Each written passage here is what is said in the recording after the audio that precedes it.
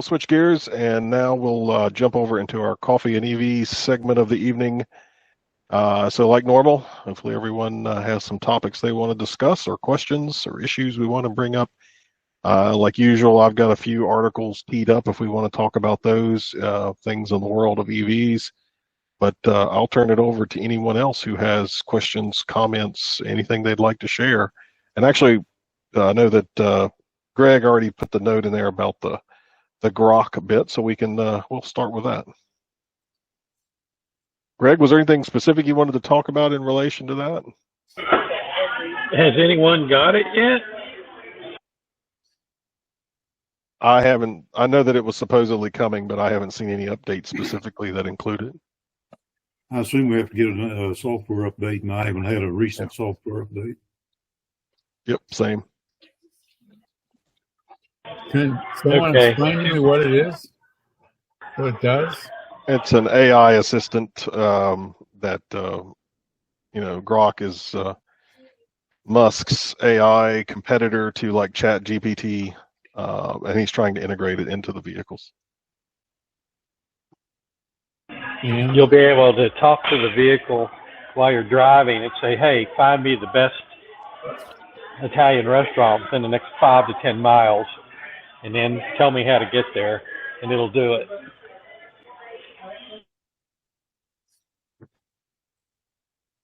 But I know we kind of know some of the features it's supposed to have, but we'll have to see how it actually works in practice once it actually rolls out to folks. So, Greg, I guess we'll just have to keep waiting for it to roll out, and then we'll see what it actually does and how well it works. I can't wait. Anybody else have something they want to bring up? Questions? Hey, James.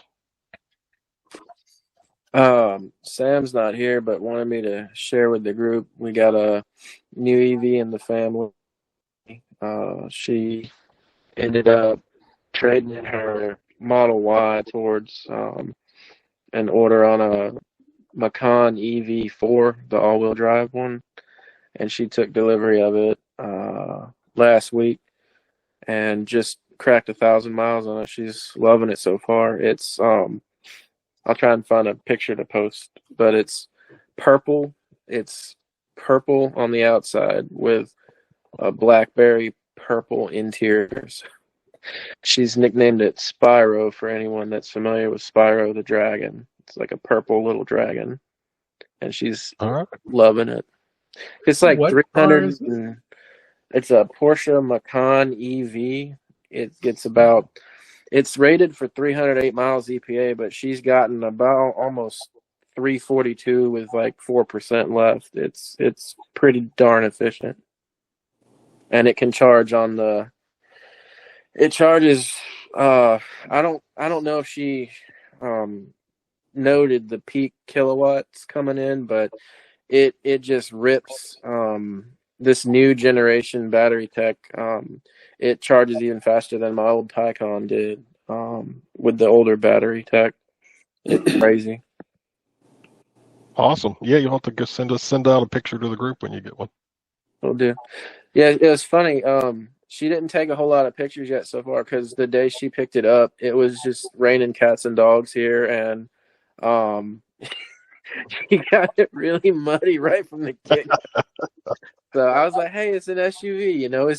It's gonna happen." So it has character. Yeah. But it's just turning heads everywhere she goes because it's this purple thing driving by, it makes the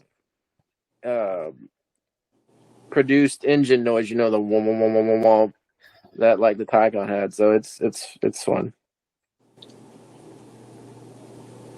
All right, awesome. I'll jump in. It's Mark. I talk a little bit about me. I have a Hyundai. Live here in Charleston, and got my NACS adapter in the mail today. So I was all excited. Rushed down I had to go down to Marmette to charge it up. the funny thing is I had just charged my vehicle yesterday, so I could only charge about 2% battery, and it cost me about $1.95.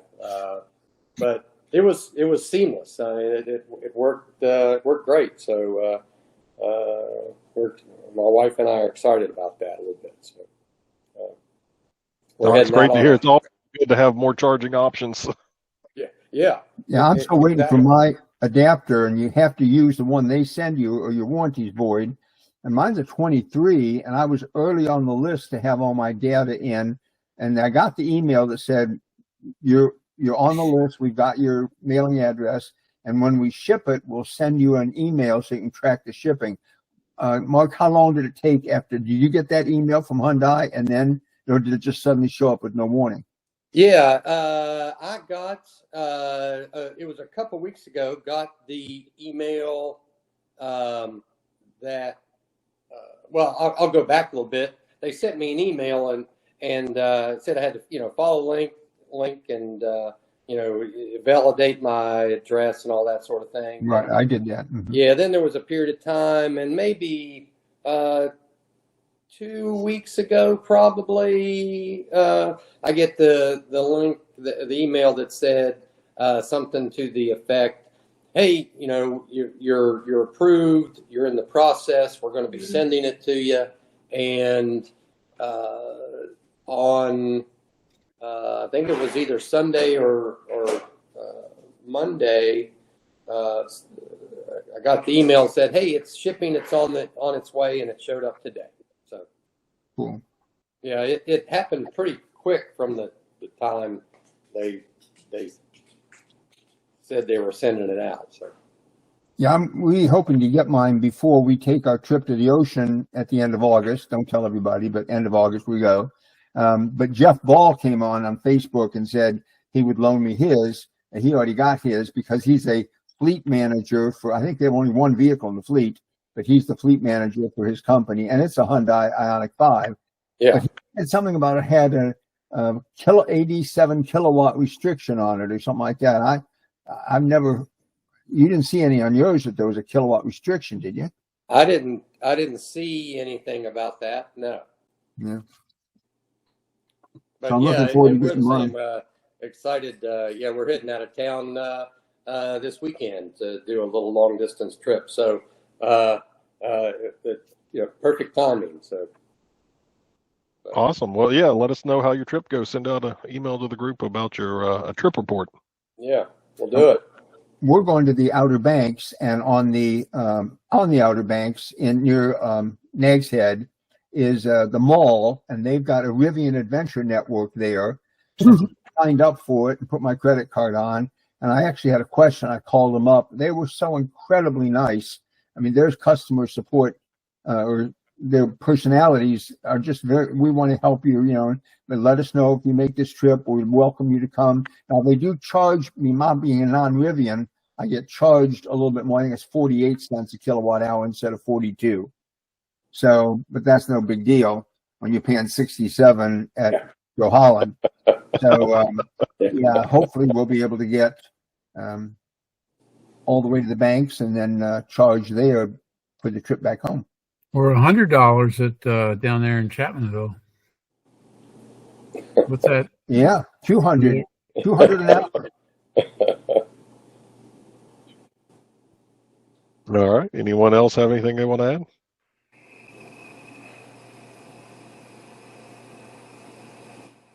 I got a couple things I was going to share, just EV news for discussion. All right, so the first thing, it looks like we got the official sales tally, at least globally, for the first half of 2025. And so we hit 9.1 million EVs globally in the first half. And it says that is up about 28% compared to the same period last year. So overall, good news globally. Of course, they do make a note, not every region is accelerating at the same pace. And we know, the U.S. has some headwinds. But a lot of other places are seeing growth. So that's on Viking the had good news. something today with the same thing, that how much on May to May and June to June data for the countries he had, and it was 22 one month and 25 the next month, increase over the year ago. Yeah, so we're seeing some good numbers. It's just, it's a little uneven across different brands and different countries. But still, overall, good news. So that's on the good news side. Oh, somebody wants to join. Okay. And on the other side of the coin, we do, if you saw the news, we did, the Congressional Senate, took out the bit about the annual EV fee from a federal standpoint. So that was removed. However, in the bill that did eventually pass, they did remove the EV tax credit, and that is ending on September 30th. So if anyone's looking for a new EV that qualifies for the tax credit, new or used, you'll want to do that before September 30th. Yeah, I think Elon was a little bit upset about that. Yeah, I think a lot of people were a little upset about that. Now that's the vehicle. The tax credit for the EVSE doesn't expire till December, and if you put in buy a new one and put it in up to $3,000, but it's up to 30% of the cost, up to $3,000. So if you have a 10,000 install, you're in trouble. But Right. with Larry's help, I totally upgraded mine from the circuit board over, knew everything, and I'm thinking I've got if I can get, I did a lot of that work myself, but it has value. If I were to buy a new charge point, home flex or something like that, I could probably get, almost half of that price of that taken care of, and then I could sell the Siemens that I have, which is only 30 amps. My circuit's now ready for 32. All right. So so good news on the EVSEs. If you want purchase one of those for your home, as Rick just mentioned, that goes a little bit longer to the end of the year. But if you're looking for on the EV to buy a new or used electric vehicle, and we're hoping to get that tax credit, you'll need to do that by September 30th. But of course, make sure the vehicle qualifies for the tax credit. I think a lot of people are jumping on that because I've noticed even in this area, a lot of the new Model Ys driving around lately. Yeah, I think we'll see a surge in registrations across the board for EVs to try to beat that expiration of the credit. Kind of analogous to that, with solar credits and battery storage credits going away too. It seems like the house that we bought in Maryland had an 11.2 kilowatt system on it, solar, but no battery storage. And so I kind of got a bunch of quotes real quick, fast and in a hurry, because we want to have backup power and, outside of a generator and use the solar. So we went ahead and, got a contract signed, like 3 weeks ago to do battery storage. But because everybody and their brother that was interested but not quite there yet on it, like, we need to move now. The build out date, or I guess the final payment due, or whenever it's activated or whatever, is towards the end of October. And I'm like, shoot, that's, it wouldn't take much, like a permitting delay or something, to push it closer to January. Yeah, it's going to be. I think again, you're right, James. I think you'll see a lot on the solar EV side also trying to get under the wire for tax credit for that. And I'm sure that will also, as more people do that, there'll be delays in getting equipment and supplies and installer time and all that. So anybody who's trying to do it at the end of the year, it might not happen. So it looks like we had someone join us, Brian Casto. That's Amanda. Amanda. Oh. Hi. Hi, Amanda. I make that mistake every month, don't I saw 2 articles that probably all of you have seen. I follow the Network Architect channel, and he talked about a Tesla site that opened with, I think it was like 42 plugs, only half of them. The other 42 are coming. But the whole thing, they had trouble getting power from the company, so they put in a solar field that's about 4 acres, and they charge that the cars completely with solar, and it's going to have 82 plugs. Now, the numbers are 84 and 168. Is that right? I was at half even then. Wow. Yeah, I saw that. Yeah, they were doing that with, I think, what, megapacks and solar. So yeah, it was going to be like completely off grid. And I also saw a bit from the Electric Viking about a 0 mileage used car. Have you all heard that term? I saw that there was some issue with China doing that, exporting Yes. 0 mile used They're going to cars. sell them to Mexico, and then Mexico can resell them to us as a used car with no mileage on it. And then you only pay a 25% tariff instead of 125%. Yeah, they're trying to exploit a loophole. It's still less than what you would pay for a comparable U.S. electric car. So he thinks there'll be Chinese EVs. Now, the trouble is, I don't know where you go to get it serviced. You have to drive back to Tijuana. They're not going to sell very many in Maryland, that's for sure. Yeah, well, all the tariff discussions, there's all these discussions about loopholes and everybody trying to find, ways around things.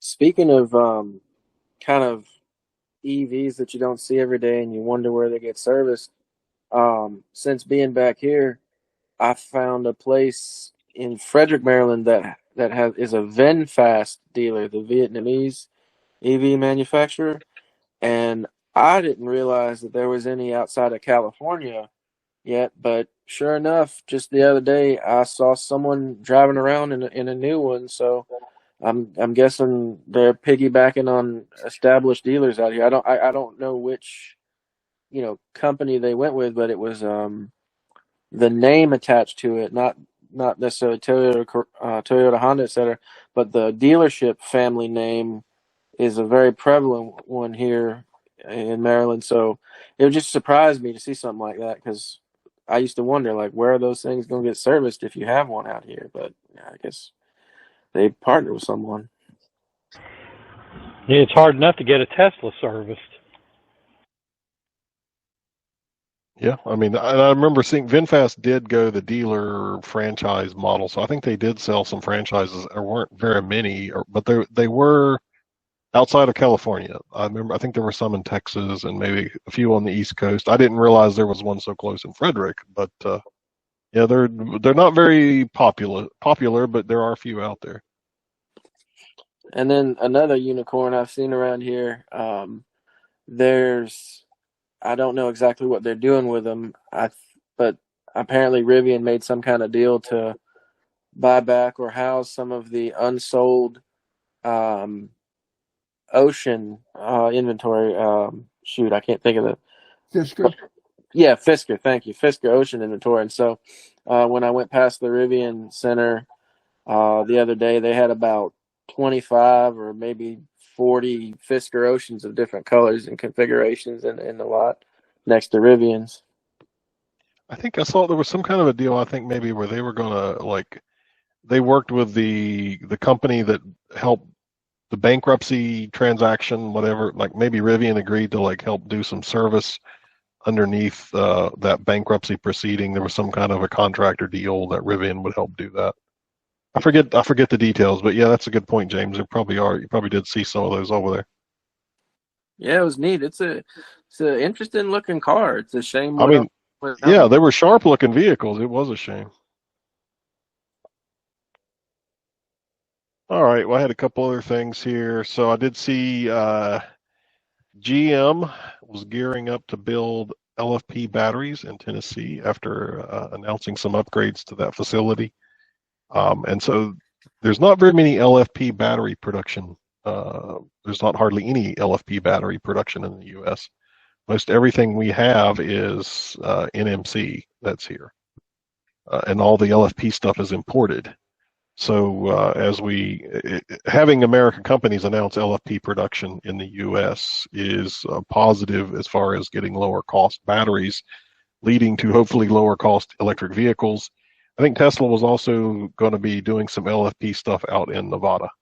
But the more of that we can get here, the better off we'll be as far as getting lower cost EVs in the hands of more people.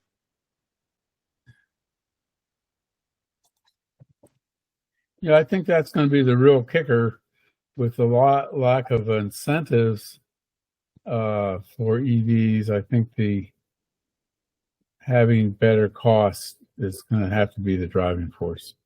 Yeah. And LFP is one way to do it, especially for your entry level, probably higher volume models that sell at lower price points. But you know, I've seen a lot of comparisons.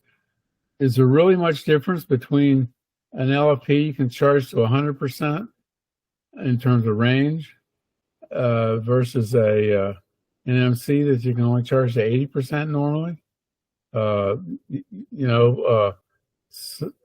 LFPs take up a little more room, so you can't quite put as many kilowatt hours in them, but they you can access those kilowatt hours more freely than you can on an NMC.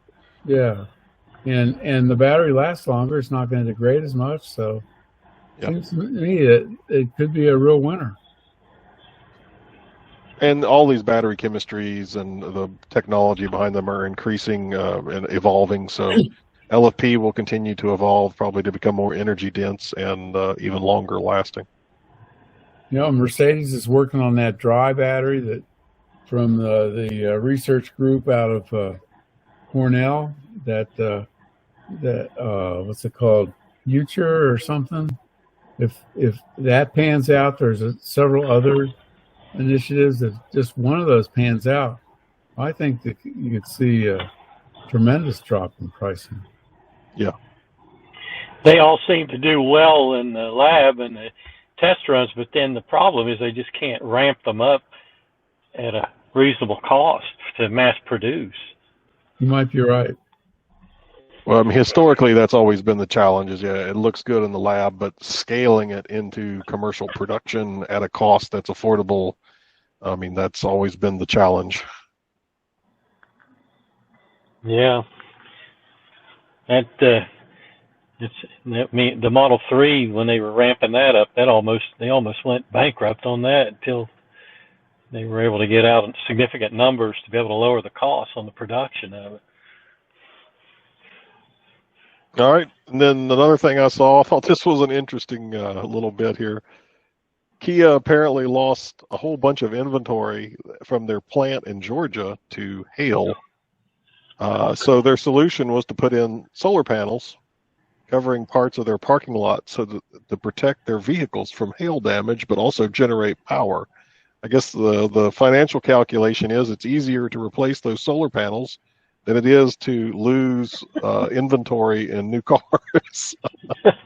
How often do they have hail in Georgia? Well, apparently, I guess it's been a problem recently. It happened one time, and wasn't it like 10,000 cars? Yeah. Wow. You call up a guy, hey, do you do dent removal?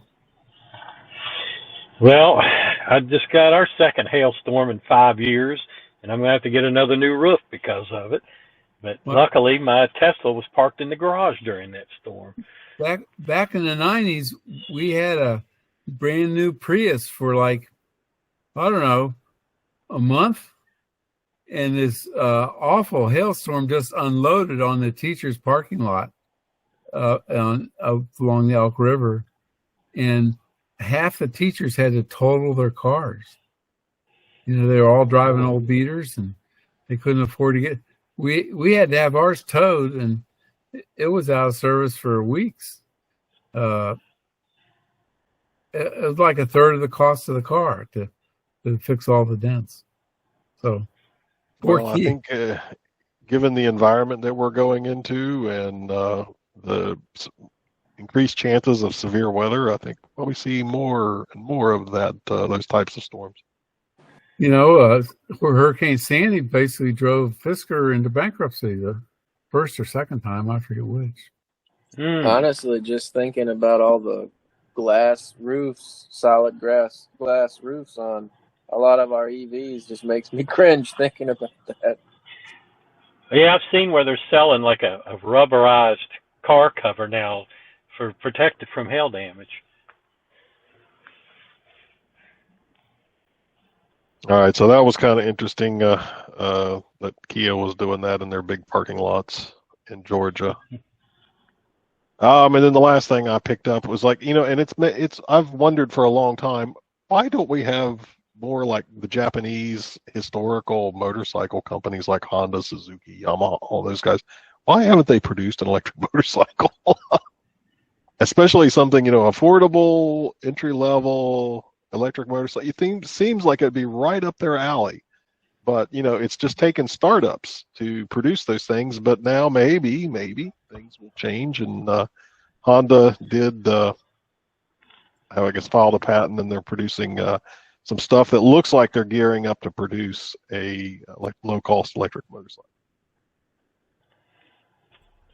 Yeah, I wouldn't think they would have to change too much in the production line to switch out the gas engine for an electric motor on a motorcycle anyway.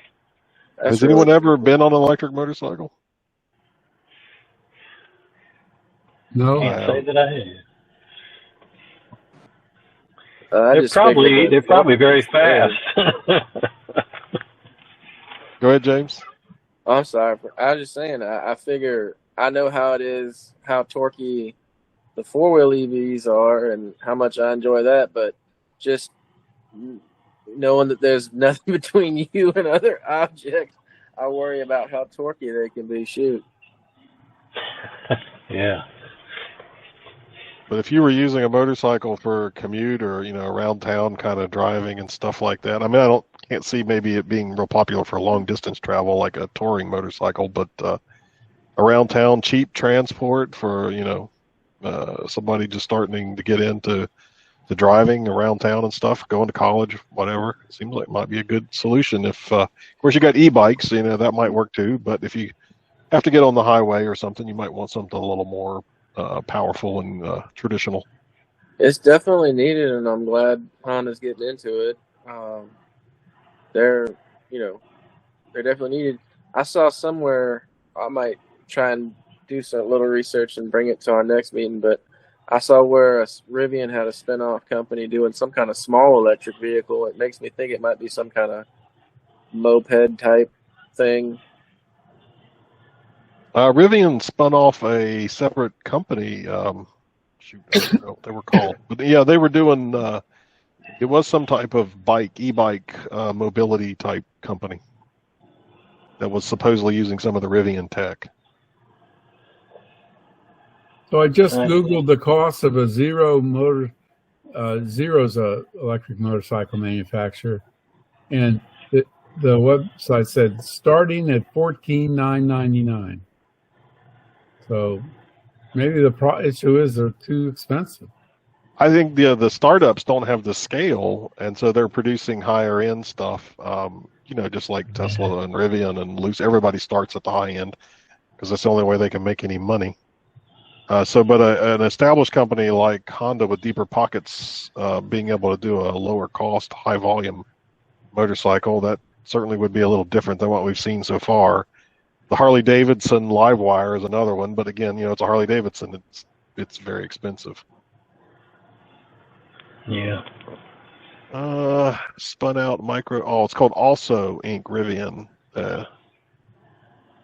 Focus on small lightweight vehicles, micro or global mobility, blah, blah, blah. Some type of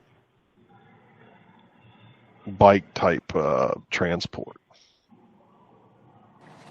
I'm just in my mind for fun imagining a little electric tuk-tuk kind of thing,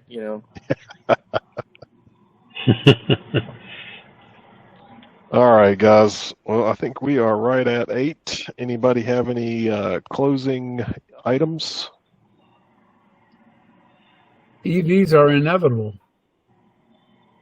Just a little slower in the United States. But it's still happening. Even if we want to hand the lead to China. I mean, China was already sort of in the lead in production and development, but now we'll just hand more of that over. I think Norway's got the record right now, don't they? Total saturation. Adoption, but you're talking about production and the technology and the manufacturing and supply chains, all that belongs to China. Yeah. Yeah, we'll get up there eventually. Well, we'll get there. I think Norway just hit 99%. No, I'm sorry. Yeah, I was gonna say they're almost 97. 100%. Yeah. 97% battery electric EVs, and then 1% plug-in hybrids. Wow. Yeah, one of these days. All right, everybody. Thanks for joining. Appreciate it. You guys have a great summer or a great another month of summer, and we'll see everybody back in August. Cheers, everybody. Sounds good.